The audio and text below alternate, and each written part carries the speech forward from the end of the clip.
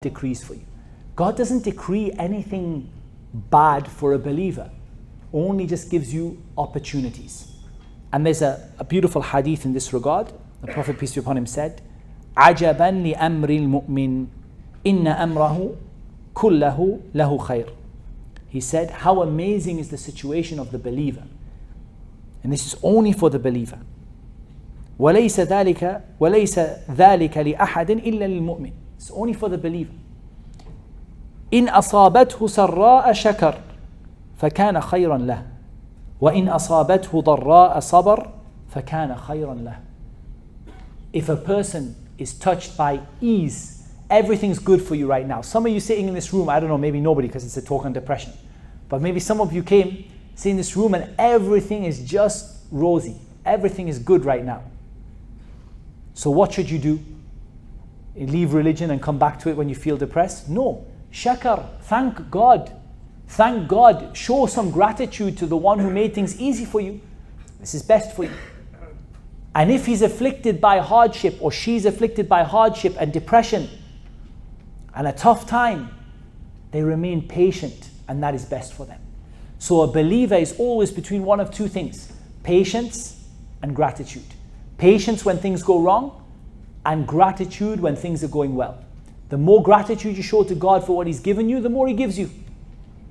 And when bad times come, and they have to come to everybody, when bad times come, you show patience. And you don't start to curse and cuss and say bad things about God, for example. Okay, good. Recognizing blessings.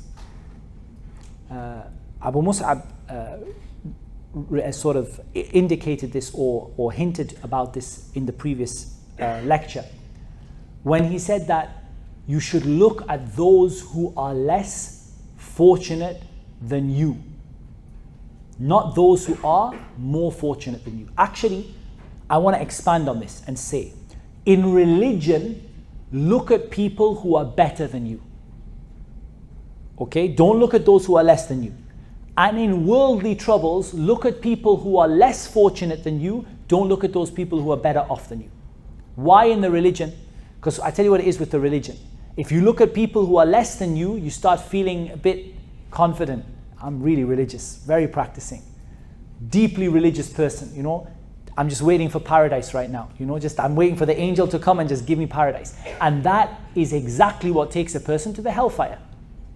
So it's not a good situation to be in. So you don't look at the people who are worse than you and think, I'm really good. You look at the guy who's 10 times better than you and think, I'm nothing. Brings humility in religion. In worldly life, it's the other way around. In the worldly life, you spend your time looking at those people who are less fortunate than you. Because if you look at the guy who's better off than you, you feel a bit depressed and you start saying, oh, you know, I'm in such a bad way. Everyone else is so happy. You know, as soon as you start hearing yourself say everyone else is so happy, first of all, that's not true. And second of all, it's not a good attitude to have. It doesn't help you. Everyone else is so fine. Everyone else is happy. Everyone else's relationships are working out. Everyone else's degree is fine. Everybody is just happy except me. But if you take the time to go and look for someone less fortunate than you, you will easily find it. Easily. In your own campus and outside and in the whole world, you will find millions and millions of people less fortunate than you. People who have no food, children who have lost their parents. They're orphans at 3 years old, at 4 years old. You'll see people much worse off. And even they, if they looked, could see people worse off than them. So ultimately, you look at those people who are less fortunate than you, and it just takes the edge off that depression. It takes the edge off it. How does it take the edge off it? Because you might feel sad for your situation, but you think, you know what it is? I can recognize the blessings of God, that God hasn't stopped giving me blessings.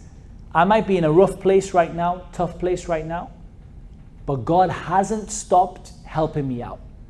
And if He hasn't stopped helping me out, then there's hope, right? Because as soon as He stops helping me, I've had it. But now there is hope. There's hope because God has still kept my heart beating. He's still kept my lungs working. I can still breathe. I can still function.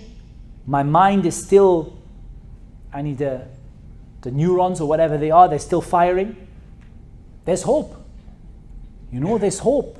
Tomorrow's a new day. The sun will rise again. By the grace of God, I've got opportunities. And that comes from looking at people who are less fortunate than you. Reliance upon God. Ultimately, none of us know what's going to happen to us tomorrow. I don't know what's going to happen to me tonight. I don't know whether I'll even finish this lecture, whether God will allow me to live long enough to even finish this lecture to you. I don't have that guarantee. None of us have that guarantee. So ultimately, it's a part of relying and being reliant upon God. However, reliance upon God has two extremes that we must avoid. The first are those people who don't rely on God at all, and they say, I'm the master of my own destiny, I'll get myself out of it, I don't need anyone's help, I don't need God, and they inevitably fail. If they don't fail in this world, they fail even more miserably in the hereafter. The second problem are those people who say, it's okay, I'm totally reliant on God. My life is falling apart and everything's fine because I'm just trusting in God. Say, okay, what have you done to fix your problem? I don't need to do anything. I'm just waiting for God to fix it for me. That is also wrong. What you do is you say, I cannot achieve anything without the help of God. But I tell you one thing, I am going to do my best and I'm going to make all my supplications for God to help me. I know I can't do anything without Him, but He helps those who try. Take that as a principle. God helps those who try. Okay, one